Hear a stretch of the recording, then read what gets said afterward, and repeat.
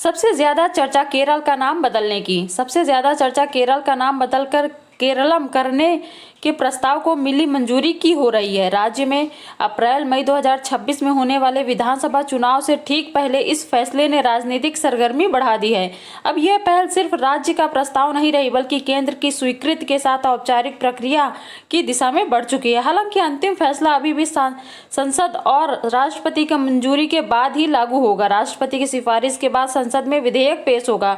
दोनों सदनों में साधारण बहुमत से पारित होने पर संविधान की पहली अनुसूची में संशोधन होगा।